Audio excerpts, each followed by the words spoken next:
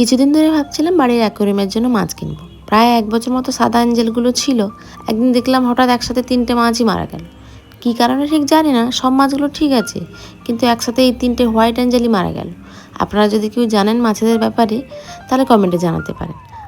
আর সাথে বাড়ি থেকে বেশ খানিকটা দূরে বাজারও করব, ইচ্ছে আছে কাঁচা কুমড়ো কেনার। ওখানে আর বেশ ভালো পাওয়া যায়। চিংড়ি মাছ দিয়ে কাঁচা কুমড়োর একটা তরকারি হয়, ওরা বেশ খেতে ভালো লাগে। এই মাছগুলো না উইড্রো টেট্রা, এগুলো না দেখতে বেশ ভালো লাগে, মনে হয় যেন লাইট জ্বলে আছে।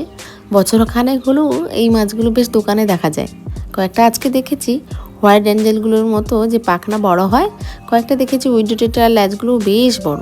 অন্যান্য উইড্রো টেট্রার ল্যাজগুলো অতটাও বড় হয় না, কিন্তু এগুলো দেখলাম বেশ বড়। ইচ্ছা আছে কয়েকটা নিয়ে যাব। এই হলো আমাদের পছন্দের বাজার। আসলে এখানে না যা কিছু নেবেন একটু বেছে নিতে দেয়। কোথাও গেলে আমাদের মা মেয়ে একটাই বায়না, মশলা মুড়ি তো খেতে হবে।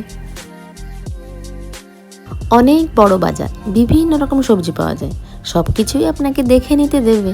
ভাগ্যিস এবারে কাঁচা কুমড়োটাও পেয়ে গেলাম, বেশ ভালো। এটা কোনো দিকে কোনো খুঁতো নেই জানেন। যাওয়ার সময় অ্যাকুরিয়াম দোকানে ঢুকেছিলাম, তবে ওগুলো নিয়ে তো আর বাজার করা যায় না, তাই ফেরার সময় মাছ নিয়ে বাড়ি ফিরবো। এত তাড়াতাড়ি করে ছুটছে মাছগুলো, ঠিক করে বোঝাই যাচ্ছে না কোনটা নেব। আমাদের ইচ্ছে আছে ওই ল্যাজগুলো যাদের বড় ওইগুলো নেব। এমনি ল্যাজ ছোটোগুলো বাড়িতে আছে, আর ল্যাজ বড়গুলো দেখলাম একটু নতুন, তাই ওগুলো নেওয়ার ইচ্ছা আছে। আর ধরতে গেলে যেভাবে ছুটে পালাচ্ছে।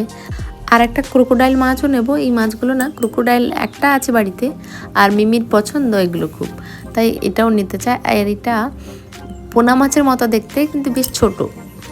এবারে বাড়ির দিকে যাই। আসলে পছন্দের মাছগুলো নিতে চাইছিলাম, তার জন্য বেশ ধরতে অনেকটা সময়ও লাগলো। আর প্লাস্টিকের মধ্যে বেশিক্ষণ রাখাও যাবে না, তাই খুব শিগগির গিয়ে মাছগুলো ছাড়তেও হবে। ভিডিওটা কেমন লাগলো কমেন্টে জানাবেন, ভালো লাগলে একটা লাইক করে দেবেন। নমস্কার।